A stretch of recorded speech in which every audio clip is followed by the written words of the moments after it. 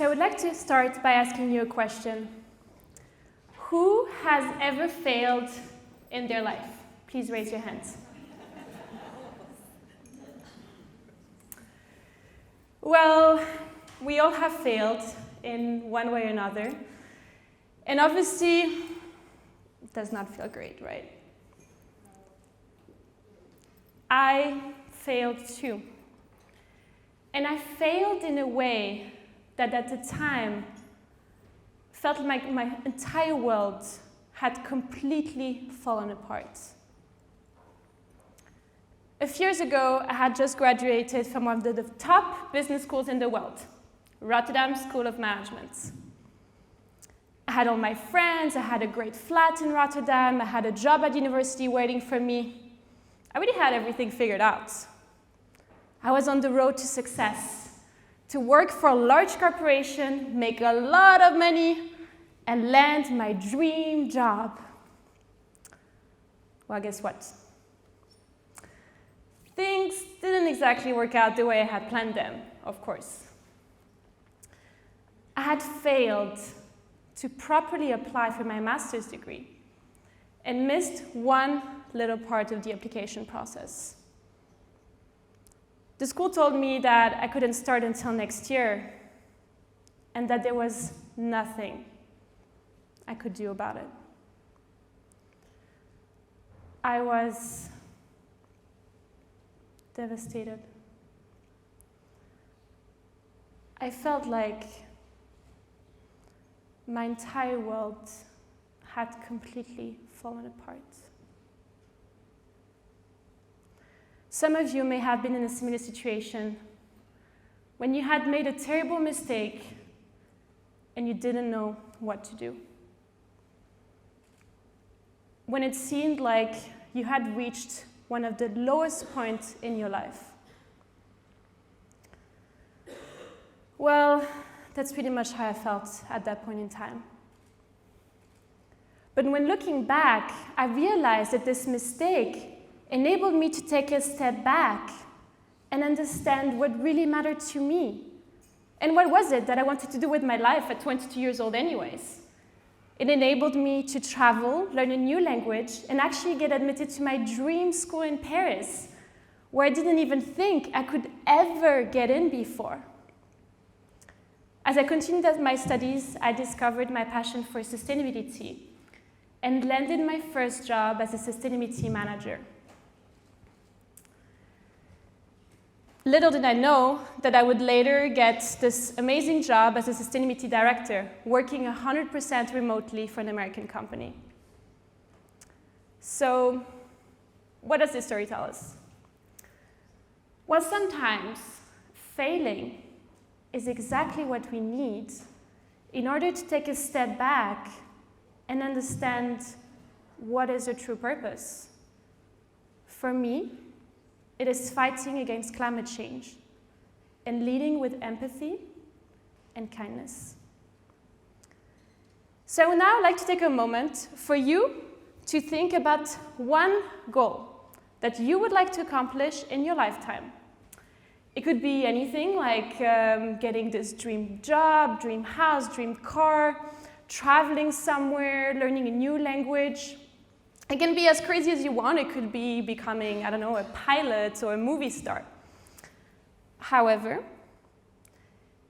it should be something tangible. Meaning, I know some of you may think, I want to get married, I want to have kids, but it should be something that is not related to other people's emotions, so that you can be in full control of what your goal is.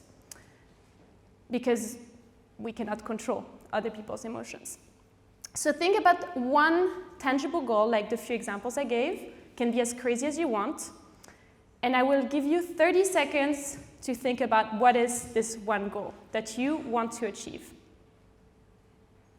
So take your time to think about that.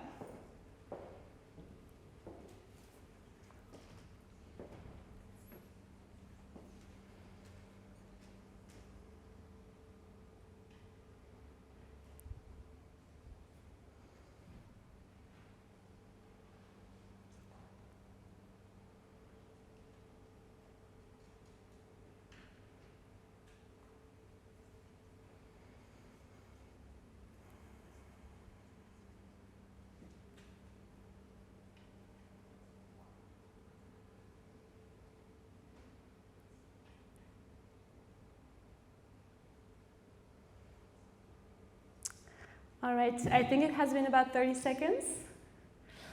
So now that you have this goal in mind, I would like you to close your eyes.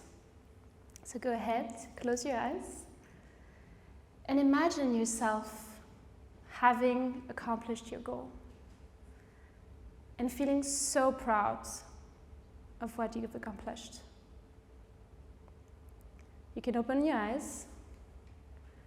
Feels pretty great, right? So now to make things a little bit more concrete, I think some are like still in the dream, you can go ahead and open your eyes. So now to make things a little bit more concrete, I would like you to think about one step that you can take as soon as tomorrow to get a little bit closer to achieving your goal.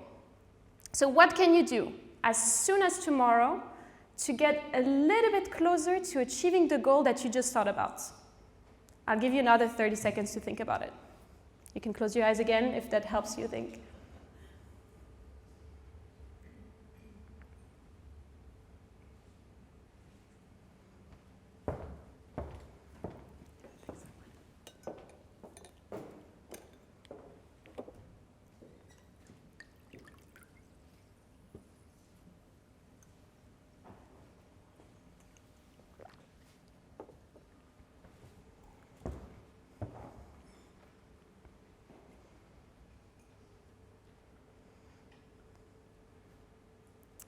Okay, so now that you have your next step in mind, I'm going to ask you to do something that may seem a little bit uncomfortable, but trust me, it's going to be worth it.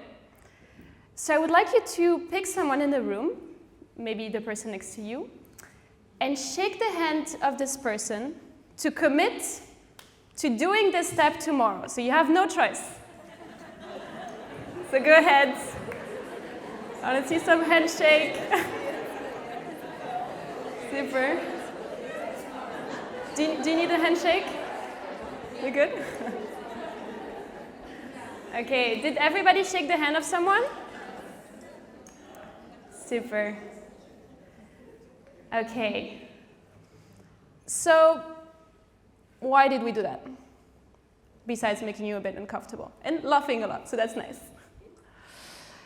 Well, we all have a lot of dreams and ideas, but often case we don't actually do anything to get started and achieve our dreams. For instance, I've always wanted to learn Italian because I think it's a beautiful language, but I didn't really do anything to get started and learn it actually.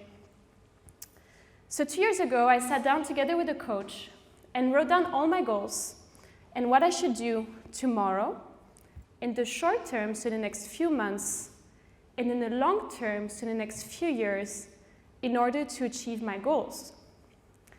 And so what happened is that all these ideas and thoughts I already had, all of a sudden became a reality, as I had written them down and shared them with someone.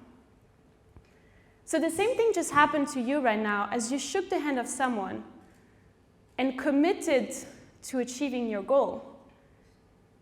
So before, maybe it was just in your head, but now you actually have an action plan to get started and achieve your goal. So I would like to invite you to do the exact same thing when you go home and write down 5 to 10 goals that you want to achieve in your life and what you should do tomorrow, in the short term, and in the long term, in order to achieve your goals. And share them with someone. It could be the person next to you, it could be a friend, it could be your partner, a family member, anyone who you think can support you with achieving your goals. But what you need to remember is that while people can support you with achieving your goals, of course, the one person who needs to believe that you can achieve your goal is no one else but yourself. Because if you really set your mind to it, no matter how many times you fail, you can achieve your goal. But what you need is self-confidence. Studies show that less than 1/3 of leadership positions are held by women. And that in general, we only apply to jobs in which we meet 100% of the requirements. Why is that? Well, because we often think that we're not enough, that we're not capable of getting that leadership position. But you don't have to be 100% ready to get that leadership position. I was not 100% ready to become a director. I had a lot of questions and not all the answers, honestly. And it is especially difficult as a young female leader, as society expects us to be perfect and has unachievable beauty standards. We are taught to be perfect, to have the perfect skin, perfect makeup, perfect hair, perfect outfit, perfect body, perfect boyfriend, perfect home. But leadership is not about being perfect. It is about knowing how to fail and overcome challenges over and over again. So go ahead and apply to your dream school. Go ahead and apply to this job you think you're unqualified for. Go ahead and start this business you've been thinking of starting for so long. Fail and repeat again and again and again until you make it.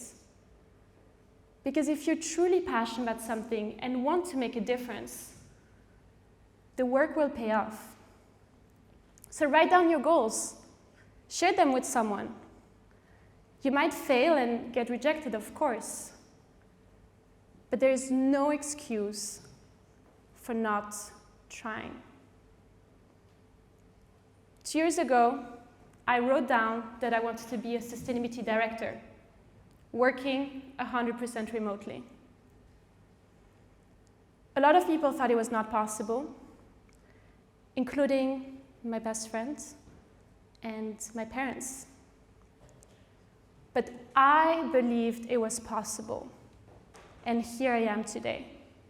So this is your call to action, to get started working on your goal, no matter how many times you need to fail, until you get there.